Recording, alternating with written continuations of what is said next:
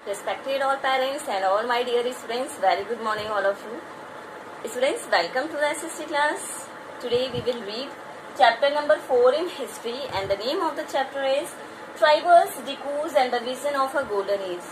तो बेटा इस चैप्टर में हम पढ़ेंगे ट्राइबल्स के बारे में, जनजातियों के बारे में, डिकूज यानी आउटसाइडर्स के बारे में and the vision of golden age, और गोल्डन एज का सपना, किसका सपना था, वो किस तरह से था, कैसे पूरा हुआ. तो इसमें इन सब चीजों के बारे में हम इस चैप्टर में डिस्कस करेंगे. But before starting the chapter the thought of the day is think positive and the good things will happen to you. Think positive and the good things will happen to you यानी हमेशा positive सोचिए. Positive सोच के साथ कोई भी काम करेंगे तो स्टूडेंट्स आप जरूर सक्सेस होंगे. बट अगर हमारी सोच ही नेगेटिव होगी, अगर हमने स्टार्टिंग में नेगेटिव सोच लिया तो वो काम कैसे सक्सेसफुल हो सकता है. तो इसीलिए नेगेटिव नहीं सोचना चाहिए, पॉजिटिव सोचो, अच्छा सोचो और हमेशा आपके साथ अच्छा ही होगा. और स्टूडेंट्स मेरी यही प्रार्थना है कि आप लोग हमेशा आगे बढ़ते रहें, सक्सेस होते रहें, पॉजिटिव सोचते रहें. So now let's come to the topic. Students देखिए, ट्राइबल्स के बारे में पढ़ रहे थे हम. इस चैप्टर में हमने क्या पढ़ा था कि जो ट्राइबल्स हैं वो बिरसा नाम के एक व्यक्ति को भगवान के रूप में मानती थी. ट्राइबल्स को लगता था कि बिरसा में कुछ ना कुछ मैजिकल पावर तो जरूर है और इस मैजिकल पावर के जरिए वो हमारी जो बीमारियां हैं उसे भी ठीक कर सकता है और हमें आउटसाइडर्स जो ब्रिटिशर्स हैं उनसे भी बचा सकता है. स्टूडेंट्स, ये जो ट्राइबल्स हैं वो ब्रिटिशर्स से इतना डर के इसलिए रहते थे क्योंकि उनको ये लगता था कि अगर एक बार ब्रिटिशर्स की, अगर हमारी जो जनजातियां हैं, अगर हमारे जो ग्रुप हैं उसमें एंट्री हो गई तो हमारी जो भी परंपराएं हैं, जो भी ट्रेडिशन है, सब खत्म हो जाएंगे. तो इसीलिए स्टूडेंट्स ये जो जितने भी ट्राइबल्स है, जो ट्राइबल्स जो लोग होते थे, जितनी भी जनजातियां थी, ये क्या चीज थी इनमें कि ये बाहरी जो लोग हैं, जो ब्रिटिशर्स हैं, जो आउटसाइडर्स हैं, उनसे डर के रहते थे क्योंकि ये अपनी परंपराओं को, अपने ट्रेडिशन को प्रिजर्व करके रखना चाहते थे, हमेशा सुरक्षित रखना चाहते थे. ये नहीं चाहते थे कि उनकी परंपराओं को किसी भी तरह से कोई भी हार्म पहुंचे. तो देखिए students,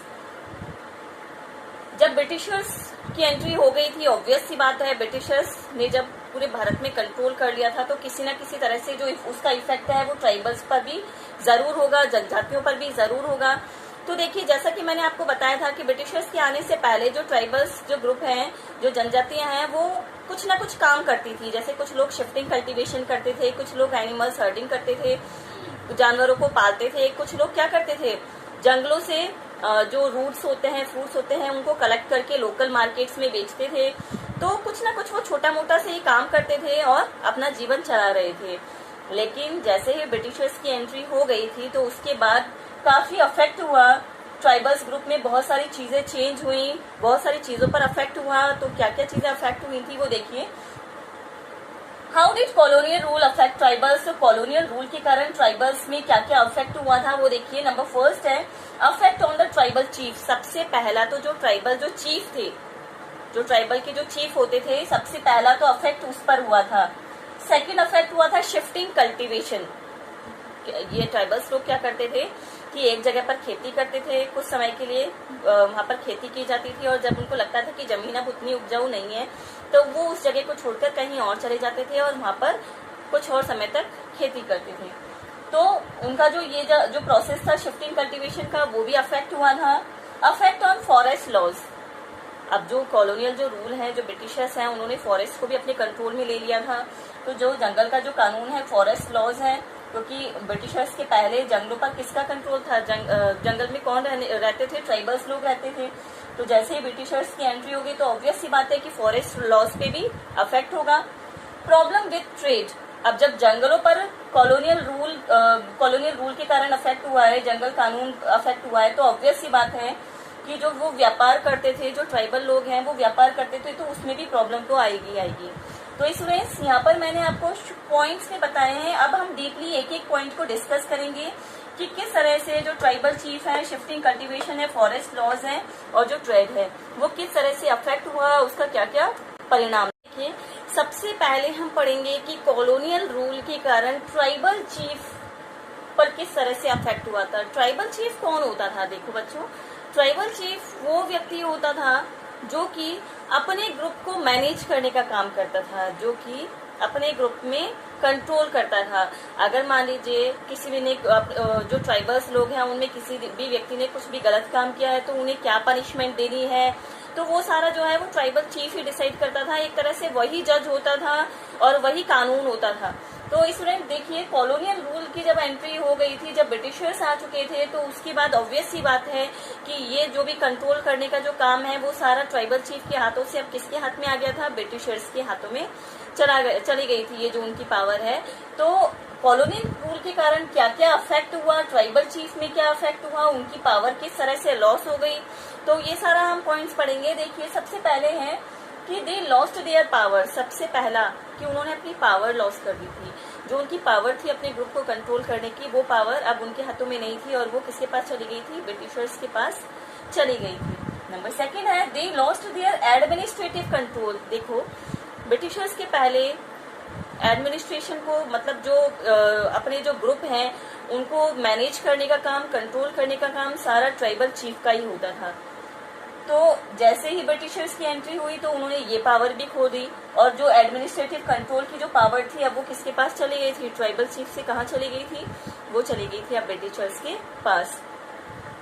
discipline was forced upon tribal groups. देखो बच्चों, आप लोग को याद होगा, मैंने पहले के वीडियो में आप लोग को बताया था कि ब्रिटिशर्स जो ट्राइबल्स को अनसिविलाइज्ड मानते थे, उनको ये लगता था कि ट्राइबल्स ग्रुप को ना तो बैठने का तरीका है, ना खाने का तरीका है, ना रहने का तरीका है।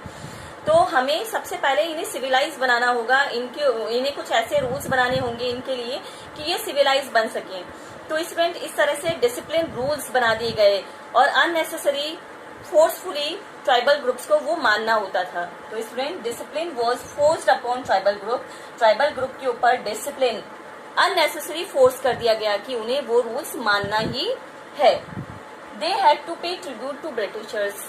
सबसे last but not the least कि जो ट्राइबल्स लोग हैं, ट्राइबल्स को ब्रिटिशर्स को पे करना होता था, कुछ ना कुछ ट्रिब्यूट पे करना होता था। अब ये जो ट्रिब्यूट है वो मनी के रूप में भी हो सकता था और वो कुछ ना कुछ गिफ्ट के रूप में भी हो सकता था, फसल के रूप में भी हो सकता था, कुछ भी हो सकता था। तो ट्राइबल्स को कुछ ना कुछ ट्रिब्यूट पे करना होता था, किसे, ब्रिटिशर्स को। तो इस तरह से हमने देखा स्टूडेंट्स की किस तरह से ट्राइबल चीफ्स ने अपनी जो पावर थी, एडमिनिस्ट्रेटिव जो पावर थी, अपने ग्रुप को कंट्रोल करने की जो पावर थी, किस तरह से वो कॉलोनियल रूल के कारण खो दी और अननेसेसरी ट्राइबल्स ग्रुप को रूल्स मानने के लिए फोर्सफुली उन्हें वो रूल्स मानना होता था जो कि ब्रिटिशर्स द्वारा बनाए गए थे। तो ब्रिटिशर्स को लगता था कि वो असभ्य हैं, सिर्फ उन्हें ऐसा लगता था स्टूडेंट्स कि वो क्या लगता था उन्हें कि जो ट्राइबल ग्रुप हैं वो असभ्य हैं, तो उनके लिए कुछ ना कुछ रूल्स बनाने होंगे। तो इसलिए अननेसेसरी वो रूल्स बनाए गए और अननेसेसरी उन्हें वो फॉलो भी करने हुए। फिर हमने देखा कि किस तरह से ट्राइबल्स ग्रुप को ट्रिब्यूट पे करना होता था, चाहे उनकी उतनी कंडीशन हो या ना हो, बट उन्हें ये कंपल्सरी था कि उन्हें कुछ ना कुछ ट्रिब्यूट तो पे ही करना है। तो स्टूडेंट्स, इस तरह से ये अफेक्ट हुआ कॉलोनियल रूल के कारण। तो देखो बच्चों, ट्राइबल चीफ पर क्या क्या इफेक्ट हुआ, उसके बाद अब हम पढ़ेंगे कि जो कल्टीवेशन ट्राइबल्स लोग करते थे, शिफ्टिंग कल्टीवेशन, उस पर क्या इफेक्ट हुआ। सबसे पहले आप लोगों को याद होगा शिफ्टिंग कल्टीवेशन में मैंने क्या बताया था कि ट्राइबल्स लोग क्या करते थे, मतलब कोई भी एक पर्टिकुलर जमीन होती थी, उस जमीन को बिल्कुल साफ करके वहां पर खेती करते थे कुछ समय तक, और जब उनको लगता था कि अब मिट्टी उतनी उपजाऊ नहीं है, फसल उतनी अच्छी नहीं हो रही है, तो उस जगह को छोड़कर वो कहीं और जाते थे, वहां पर जमीन को साफ करते थे, लैंड बिल्कुल क्लियर करते थे और फिर वहां पर जाके खेती करते थे।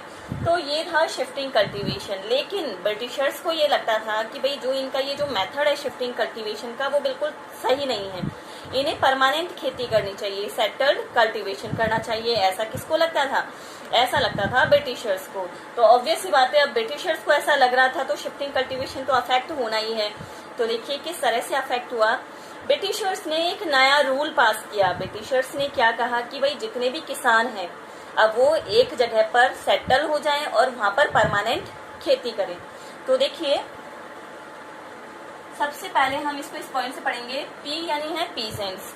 तो ब्रिटिशर्स ने क्या किया कि जो भी पीजेंट्स हैं, जितने भी जो किसान हैं, जो ट्राइबल किसान हैं, इन लोगों की जो जमीन है, जो भी इनके पास जो जमीन है, उसके ओनर कौन बन जाएंगे, जो लैंडलॉर्ड्स हैं वो इसके ओनर बन जाएंगे।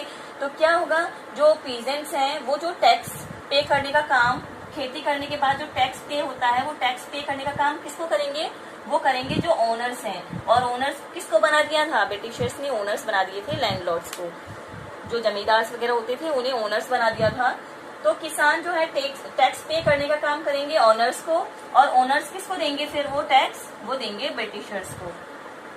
जब ब्रिटिशर्स को ये लगता था, ब्रिटिशर्स को ये लगा कि शिफ्टिंग कल्टीवेशन अगर वो करेंगे तो उसमें ब्रिटिशर्स को वो टैक्स पे नहीं कर पाएंगे, क्योंकि अगर वो शिफ्ट कर करके खेती करेंगे तो ब्रिटिशर्स को परमानेंट जो टैक्स है वो कहाँ से मिल पाएगा। तो उसके बाद उन्होंने क्या रूल पास किया, उन्होंने कहा कि जो पीजेंट्स हैं, जितने भी किसान हैं, वो एक जगह पर सेटल हो जाएं, परमानेंट खेती करें, और उनकी जो जमीन है उसकी ओनरशिप दे दी थी जमींदार्स को। तो जब भी जो प्रोडक्शन जो कंप्लीट हो जाता था, फसल जब पूरी तैयार हो जाती थी, उसके बाद उस फसल का प्रोडक्शन का कुछ हिस्सा उन्हें टैक्स के रूप में किसको देना होता था, जो ओनर्स हैं, जिन्हें जमीन का ओनर बना दिया गया था, उन्हें देना होता था। और ओनर्स फिर वो टैक्स किसको देते थे, वो देते थे ब्रिटिशर्स को। लेकिन देखिए बेटा, ये इससे जो है मोस्टली जो ट्राइबल्स हैं वो सेटिस्फाई नहीं थे, क्योंकि उन्हें जो जमीन अलॉटेड थी, उन्हें जहां पर परमानेंट कर दिया गया था, तो वो जमीन खेती के लायक नहीं थी। मोस्टली ट्राइबल्स की ये प्रॉब्लम थी कि ये जो जमीन है वो खेती लायक नहीं है, यहाँ पर प्रॉपर रूप से हम खेती नहीं कर सकते।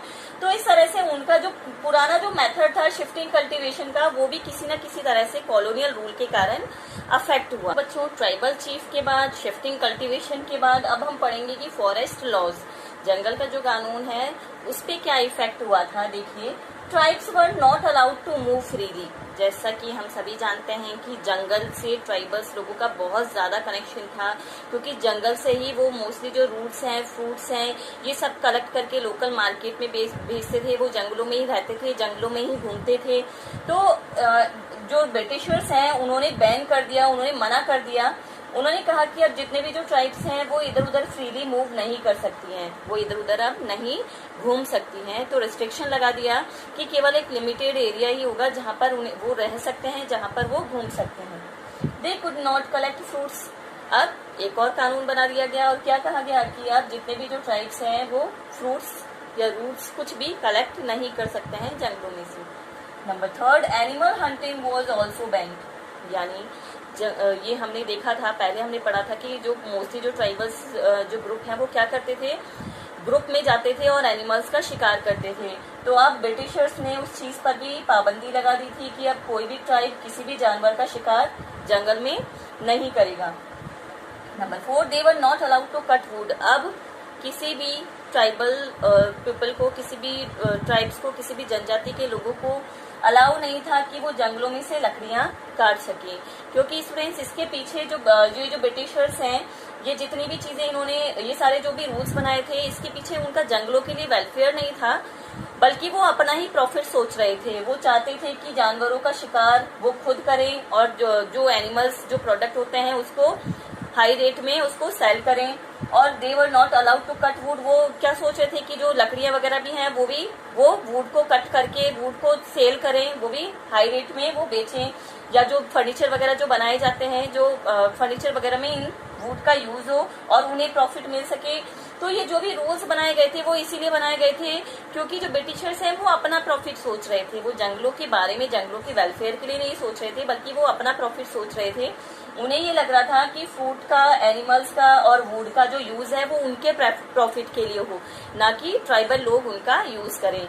इसीलिए ट्राइबल लोगों का अननेसेसरीली इधर उधर घूमना भी उन्होंने मना कर दिया, उस पर भी पाबंदी लगा दी। तो इस तरह से हमने देखा कि किस तरह से जो जंगल का जो कानून है वो भी ब्रिटिश रूल के कारण अफेक्ट हुआ था। बच्चों, अब तक हमने पढ़ लिया कि कॉलोनियल रूल के कारण जो ट्राइबल लोग हैं, ट्राइबल जो चीफ हैं, उसकी पावर में भी अफेक्ट हुआ था। सेकंड पॉइंट हमने पढ़ा कि कॉलोनियल रूल के कारण जो फॉरेस्ट लॉज हैं, जो जंगलों के जो कानून हैं, उस पर भी फर्क पड़ा था। थर्ड पॉइंट हमने पढ़ा कि कॉलोनियल रूल के कारण जो ट्राइबल लोग जो अपनी पुरानी जो मेथड की जो खेती होती थी, जो शिफ्टिंग कल्टीवेशन है, तो वो भी शिफ्टिंग कल्टीवेशन पर भी अफेक्ट पड़ा। अब हमारे पास नेक्स्ट है द प्रॉब्लम विथ ट्रेड, यानी जो ट्राइबल लोग हैं जो व्यापार करते थे, जो छोटे लेवल पे जो व्यापार करते थे, तो कॉलोनियल रूल के कारण उस व्यापार पर भी काफी हद तक प्रभाव पड़ा था।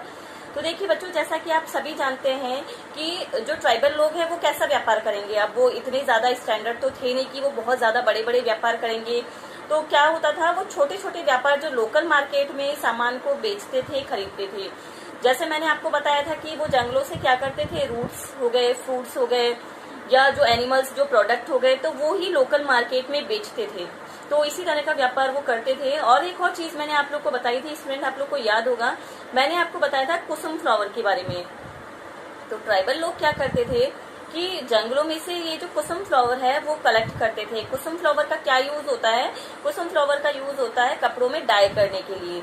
तो ट्राइबल्स लोग क्या करते थे, जंगलों में से मोस्टली जो ट्राइबल लोग हैं वो जंगलों में से कुसुम फ्लावर भी इकट्ठे करते थे। और फिर कुसुम फ्लावर को इकट्ठा करने के बाद वो क्या करते थे, उसको वही जो लोकल मार्केट है वहां पर बेच देते थे। और लोकल मार्केट में से वो बड़े बड़े मार्केट्स में जाता था और वहां से उनका यूज होता था डाई करने के लिए। तो इसी तरह से जब ब्रिटिशर्स का कंट्रोल हो गया जंगलों में, जब ब्रिटिशर्स ने इस चीज पर बैन कर दिया कि अब जो कोई भी जो ट्राइबल लोग हैं वो इधर उधर नहीं घूम सकते हैं, वो जंगलों में वो जंगलों का जो भी प्रोडक्ट है, जो फॉरेस्ट प्रोडक्ट है, उसका कुछ भी यूज नहीं कर सकते, ना तो वो लकड़ियां काट सकते हैं, ना वो जानवरों का शिकार कर सकते हैं, और ना ही अब वो जंगलों में से फ्रूट्स कलेक्ट कर सकते हैं। तो इसके साथ ही साथ उनके अब क्योंकि उनका जो मोस्टली जो व्यापार है, जो ट्रेड है, वो छोटे लेवल पे वो जंगलों से ही कनेक्टेड था, क्योंकि वो जंगलों का ही तो जो सामान है, जंगलों के जो प्रोडक्ट है उसे ही तो बेचते थे। तो इससे क्या हुआ, उनके व्यापार पर भी बहुत ज्यादा इफेक्ट हुआ। व्यापार पे इफेक्ट तो होना ही था, क्योंकि जब वो जंगलों पे जाना ही मना हो गया है, जब उनके जंगलों पे जाने पर ही पाबंदी लगा दी गई, तो अब वो सामान कलेक्ट कहाँ से करते, अब वो कहाँ से तो फ्रूट्स कलेक्ट करेंगे, कहाँ से रूट्स कलेक्ट करेंगे, कहाँ से कुसुम फ्लावर कलेक्ट करेंगे। तो उनका ये सारा जो भी काम था वो सारा बिल्कुल ठप हो गया। उनका जो व्यापार था वो बिल्कुल ठप हो गया। जो छोटे मोटे जो काम करते थे अब वो काम भी ठप हो गया था। और जो ट्राइबल्स हैं उनको किस चीज में फोर्स किया गया, परमानेंट कल्टीवेशन में। जैसा कि मैंने आपको बताया था परमानेंट कल्टीवेशन का, कि जितने भी जो भी ट्राइबल्स हैं उन्हें एक परमानेंट, उन्हें कहा गया कि आप अपना परमानेंट प्लेस बना दो, आपको यहाँ पर सेटल्ड कल्टीवेशन करना है, यहाँ पर आपको परमानेंट खेती करनी है। और उनकी जमीन की ओनरशिप जो है वो किसको दे दी गई थी, जमींदार्स को दे दी गई थी। और फिर ब्रिटिशर्स ने क्या कहा कि जो पीजेंट्स हैं वो अपने जो भी टोटल प्रोडक्शन है उसका कुछ हिस्सा टैक्स के रूप में किसको देंगे, जमींदार्स को देंगे। और जो जमींदार हैं वो किसको आगे हैंड ओवर करेंगे, वो करेंगे ब्रिटिशर्स को। तो इस तरह से स्टूडेंट्स जो उनका जो पुराना जो व्यापार था, जो पुराना जो ट्रेड था, वो भी किसी ना किसी रूप में अफेक्ट हुआ। तो स्टूडेंट्स आज की हमने इस वीडियो में क्या क्या जाना, आज के इस वीडियो में हमने देखा कि किस तरह से कॉलोनियल रूल, ब्रिटिशर्स के जो रूल हैं, ब्रिटिशर्स की पावर के कारण जो मोस्टली जो ट्राइबल्स हैं, जो ट्राइबल्स का जो लाइफ स्टाइल है वो भी अफेक्ट हुआ। जो ट्राइबल जो चीफ हैं उनकी जो पावर है वो भी अफेक्ट हुई।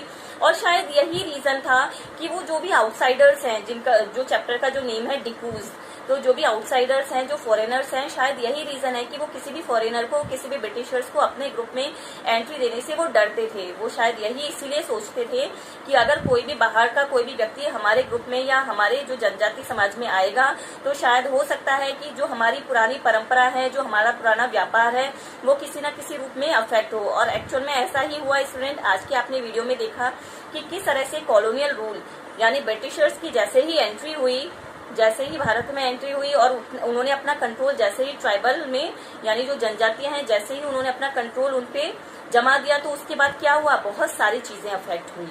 कौन कौन सी चीजें अफेक्ट हुई, एक तो ट्राइबल चीफ की जो पावर थी वो अफेक्ट हुई, ट्राइबल चीफ की पावर हो गई। सेकंड हमने देखा कि शिफ्टिंग कल्टीवेशन भी काफी हद तक अफेक्ट हुआ, क्योंकि अब ट्राइबल लोगों जो पहले जो खेती करते थे, जो एक जगह से दूसरी जगह में जाकर जो खेती करते थे, वो भी अब उस पर भी पाबंदी लगा दी गई। ब्रिटिशर्स ने कहा कि अब तुम्हें परमानेंट एक जगह पर रहना है और सेटल्ड कल्टीवेशन करना है। उसके बाद हमने क्या देखा कि जंगलों का जो कानून था, उन्होंने नए जंगल कानून, नए फॉरेस्ट लॉज बनाए, नए जंगलों के कानून बनाए, जिसके अंतर्गत अब ट्राइबल्स लोगों में काफी पाबंदियां लगा दी गई थी। ना तो अब वो जंगलों में जा सकते थे, ना इधर उधर घूम सकते थे, ना ही फॉरेस्ट में से कोई भी फ्रूट, मतलब फॉरेस्ट में ना तो वो लकड़ियां काट सकते थे, ना जानवरों का शिकार कर सकते थे, और ना ही कुछ भी कलेक्ट कर सकते थे। तो जंगलों का जो कानून है वो भी काफी हद तक अफेक्ट हुआ, नए नए कानून बनाए गए। उसके बाद हमने इस पॉइंट में क्या देखा कि प्रॉब्लम विद ट्रेड, जो ट्राइबल्स लोग जो काफी सालों से जो उनका जो व्यापार था, जो छोटे लेवल पे जो भी वो व्यापार करते थे, जंगलों से जो सामान है उसको कलेक्ट करके उसे लोकल मार्केट पे जाकर बेचते थे, तो वो सारी चीजें भी, वो सारा प्रोसेस भी अफेक्ट हुआ। तो स्टूडेंट इस तरह से हमने आज जाना कि क्या रीजन था कि ट्राइबल्स लोग आउटसाइडर से डर कर रहते थे, किसी भी आउटसाइडर को अपने ग्रुप में एंट्री नहीं होने देते थे। तो स्टूडेंट्स आज की वीडियो में हम इतना ही पढ़ेंगे। आगे की वीडियो में हम डिस्कस करेंगे कि जब आउटसाइडर्स की एंट्री हो गई थी उसके बाद किस तरह से ट्राइबल्स लोगों ने अपनी आवाज उठाई, किस तरह से उन्होंने ब्रिटिशर्स का विरोध किया।